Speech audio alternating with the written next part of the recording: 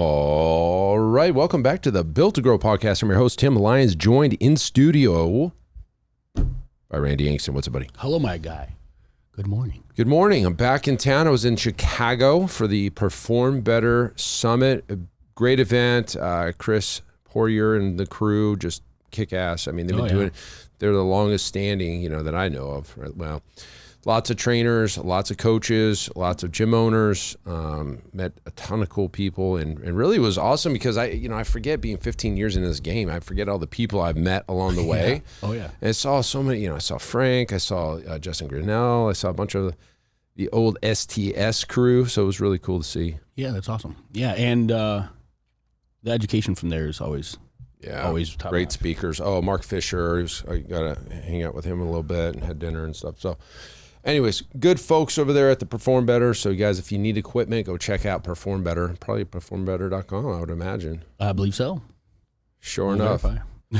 But I think that's it. All right. So listen, guys, this episode is really coming off of, we just finished up June. By the time you're hearing this episode, it might be a little bit past, in the middle of July, but you just finished June. June's the 6th month of the year. And by the time June 30th rolls around, you're into July 1st. You're 50% done with the year. How did you do? Yep. Where you at?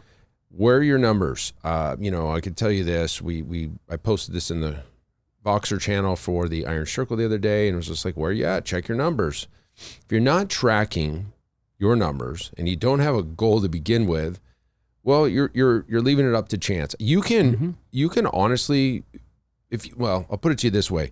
The only chance you get is to make the numbers work for you is when you're focusing on them. And if you're not focusing on them because you don't have a goal, you're much more likely not to make the money you're looking to make. In this business, this most likely is your livelihood as a gym owner. This most likely is what pays the family's bills, your lifestyle, putting the food on the table. If you're not taking this seriously, what else are you going to take seriously in your life, right? Like your home life, like whatever. This is it, right? This is not a hobby.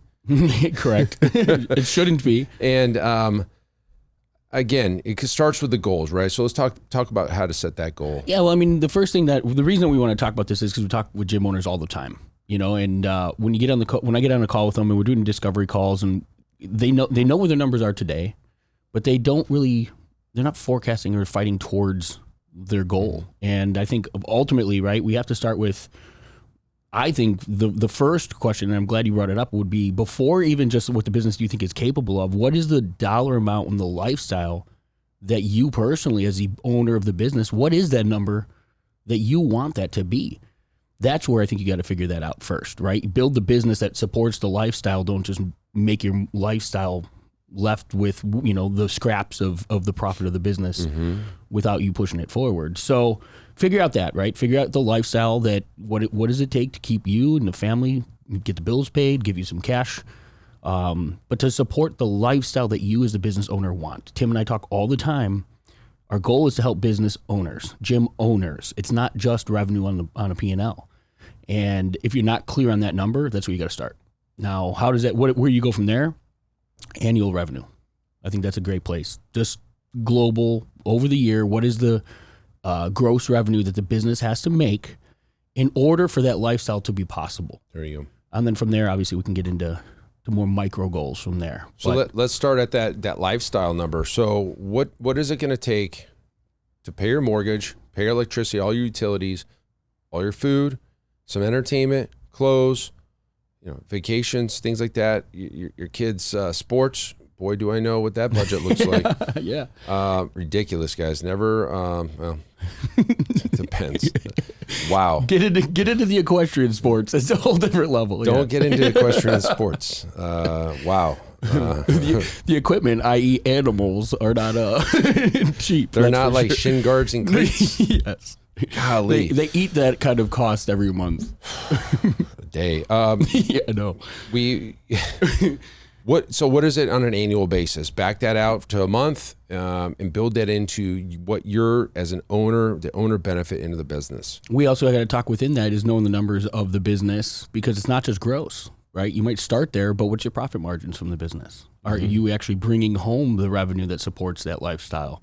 And again, if you're not clear on those numbers, Yeah. We're guessing. If you dig into Profit First, and by the way, guys, John Briggs, who wrote the book Profit First for Micro Gyms, a offshoot of a niche down version of Mike Michalowicz's Profit First global book. So John Briggs is speaking at the Growth Summit, and I asked him this. I was like, "Look, dude, you're an accountant. You've written the book. You ran a gym for a while.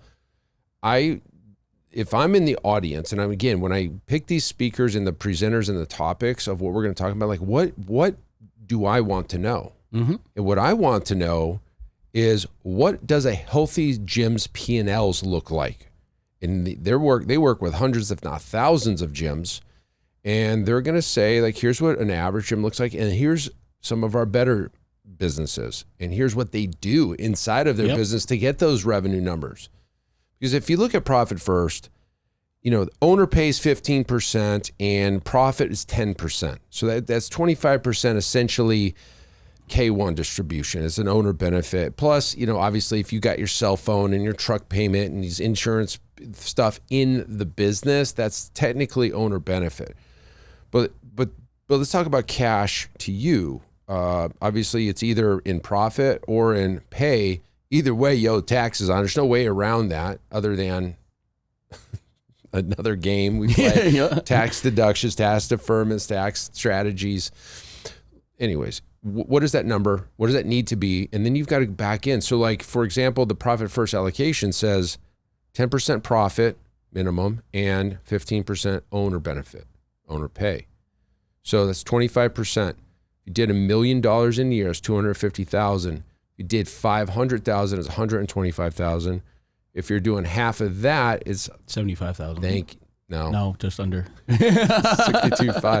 65,000 ish, right? 62.5.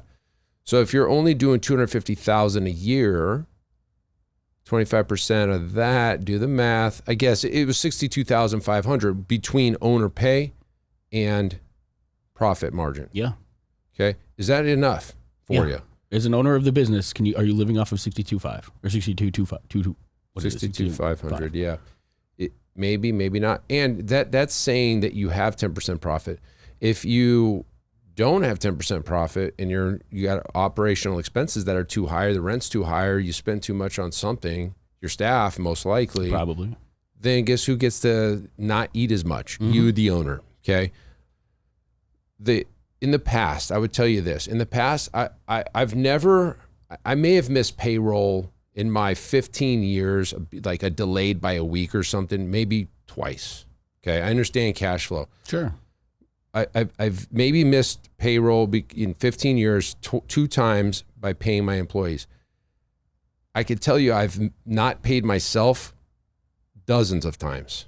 The employees always got paid, regardless of if I got paid. And nobody talks about that side of the business, but I will tell you this.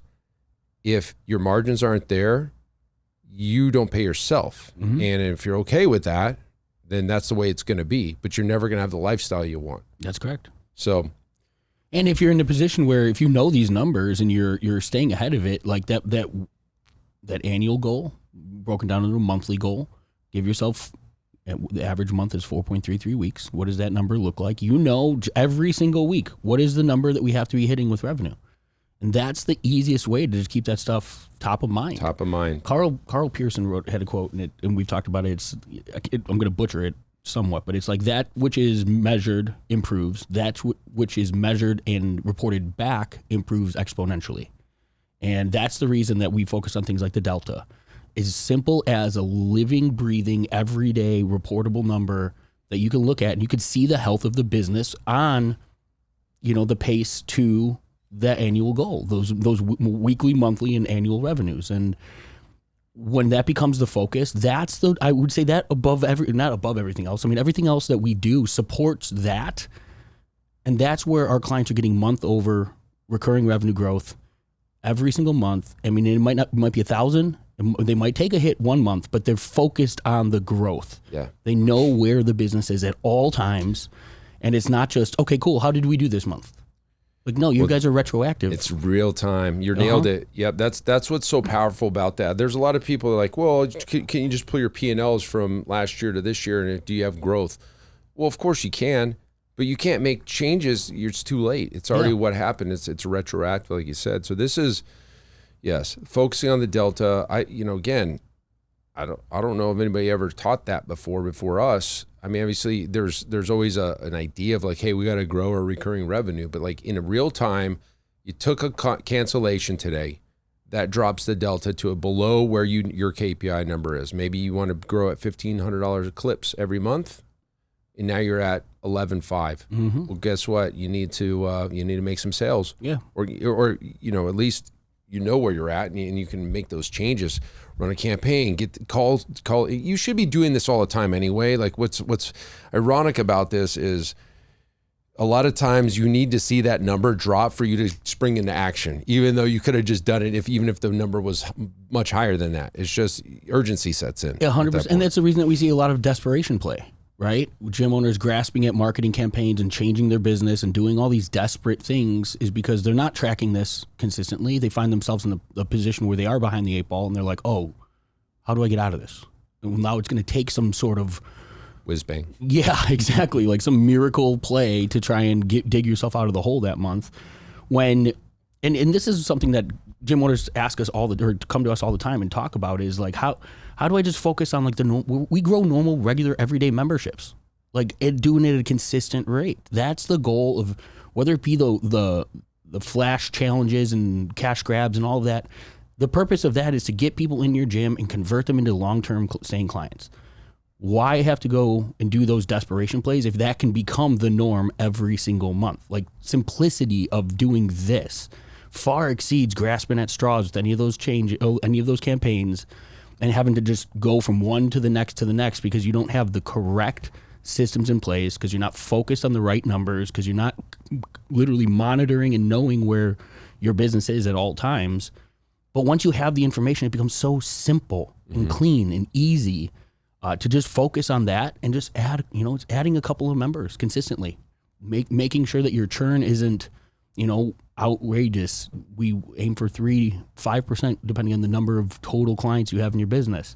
If you can lock those in and keep people longer while adding people to the top end, your business is growing. It's simple. It's pretty simple. Yeah. Yeah, it's like you said, it's when gyms get in a hole and they run desperation plays and you don't have a line of credit at the bank to float you have no backup reserves, and you're literally going to miss payroll or miss rent, then panic sets in and you're like, then just conveniently all these ads start showing up on your on your platform. By the way, guys, I'm doing a Perform Better in Providence, and I'm part of my presentation is to show you guys the bombardment of ads that you get, and I've probably screenshotted 50 in the last week, and there's just the outrageous claims. The claims they've had to get ridiculous. We talked about that in another episode, right? Yeah. Like as market sophistication and everything catches up, like the claims get bigger. Nobody's putting 150 new members in your gym next month, guys. For $0. For $0. Nobody. I don't care. They don't even have the ability to do that no matter what. It's literally just a hook to get you to sign up, and then they'll figure out how to cater to you when they fall far, far short. It's wild, guys. It's real, because I'm obviously, as I'm seeing them, I see more because I stop on them and I screenshot them, and then it knows that it wants me to see more and more and more. It's wild. I get it. I mean, you guys are I'm bombarded, but you're being bombarded. And if you're in a hole and you're desperate and you need some quick magic pill, magic fix, the thing that you can't stand your own clients coming in wanting from you as a gym owner, you go off and do, and then regret every minute. If I could tell you guys straight up, over the last probably 3 months, I've heard 6 or 7 gyms tell me that gym launch and their 6-week challenge plays nearly crippled their businesses, and they're so thankful they're not doing that anymore, and they've like blown their foundation out and they're starting from scratch. Yeah. It's because you guys were reaching for some magic bullet to fix all of your problems, when if you just focused in on the fundamentals, it's the boring stuff, it's the systematizing things, it's systematic trials, it's getting people in consistently 2, 3, 5 sales a week, right? Yep. For 20 straight weeks, that, you know what I mean? And keeping your attrition at 3 or 5%. All of that over time. Mm-hmm. It doesn't happen in month 1. And if there's If it sounds too good to be true, guys, 99% chance it's true. It's too good to be true. Too good to be true. I mean, gosh, I'm mincing my words, but you get the point. So I don't know what else to tell you guys other than know your goals, know what you want your lifestyle to be, set your gym's goals based on that, back it up by quarter, back it up by a month, back it up by a week, back it up by a day, and you know what you got to hit today. Mm-hmm. Daily might be a little overkill, but like, hey, we need to make $378 today or whatever that number. I just threw a number out there. Like, that's what you got to make today. Go make it. Yep. And do Outsell it. Do it again tomorrow. I will tell you this. There's folks right now thinking about cutting expenses and trying to save themselves money, and that will save your business. I'll tell you this. Nobody's become wealthy. Nobody's become financially stable by not drinking Starbucks today. Cutting the Starbucks and making coffee at home. It's much easier to outsell the problem. It's much easier to sell into $10,000 more a month in recurring revenue than it is to try to go cut $10,000 out of your expenses. It's nearly impossible. Yeah. Well, and then to your point, where does that cut come from? Probably your pay. No, it probably comes from staff, and then you got to go back into the weeds and go. You know what I mean? You're backfilling. Yeah, exactly. Yeah. So, but usually it finds a way to be your problem. You know what I mean? Both of those scenarios. Exactly, right? Like at the end of the day, you're now working more. Somebody else isn't getting paid for that work. And that's the only way that you're getting through. But again, to your point, like that's not scalable. We can't just go do more of that and then all of a sudden expect to be out of the hole. There might be a time in the business where it's a requirement, but you have to have you have to have the growth and the strategies for growing your business in play, because that's the only way that's going to get you out of that hole for good. That's it. All right, guys, go get your numbers, put them on paper, get your P&Ls. Hopefully your accountant's got your June P&Ls and year-to-date done, and you can go see how you're tracking. Go look at those percentage margins. Go get the book, Profit First for Micro Gyms by John Briggs. Tell him Tim sent you. I don't know. Like maybe he'll give you a great deal. And go see where you're at, because for years in the beginning of my gym, I didn't know how we were doing. Sure. I was asking the right questions, but nobody had the answers. I was asking my accountant. I was asking all the people, and there was nothing online. There was nothing that said, this is the markers you should be hitting for and aiming for. And I never knew. I mean, I knew I wanted something, but I didn't know how I was doing. How did I stack up? Yeah. And believe it or not, we were doing pretty dang good, and I didn't even know it. I'll tell you what, guys, I had a gym that in my first year did $240,000, and I had and I was selling $39 a month memberships. Yep. For some stuff, and I had some rent coming in from trainers. $239, and that was 2009. So, whatever the value of the dollar is worth way more, and that's probably $350,000 for whatever with the inflation.